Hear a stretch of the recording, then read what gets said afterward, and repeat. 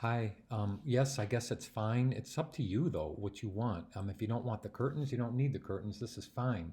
But when you do a gradient in Illustrator and you have it going from black to a color, make sure that the black is not a neutral black. Do you see this horrible gray that you have in, and I don't mean horrible, but it's just visually unacceptable. So I'm going to click on the rectangle and bring up the gradient palette. This is what you need to do. So I'm going to click on the fill, and do you see this black that's right there? I want you to double click it. Okay, double click it so it brings up this. Okay, now what we have to do is choose a black that is going to be sweet, that is going to be a good black. Okay, so it should have been showing up in this window, but I'm going to click the actual let me see what I'm doing here. I need to have the black. This should have shown me a color picker here. Okay, so I'm going to do this differently. Okay, but I'm going to leave the gradient window open.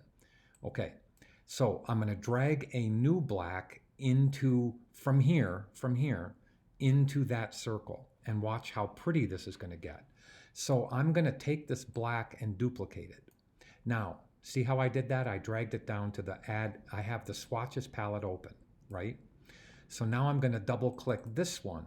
And you see how it's a neutral black? You need to pick up the red in the black and the yellow in the black, and then lower the cyan. Now, do you see how the black right there has red in it?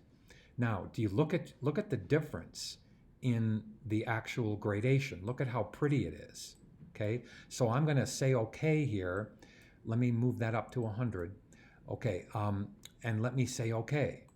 Now, here's the difference. Okay, look at how pretty. Now I'm going to Control Z back. Look at how it was with that gray in there. Okay, that's how it was. This is how it needs to be. See how beautiful red that is in back of there?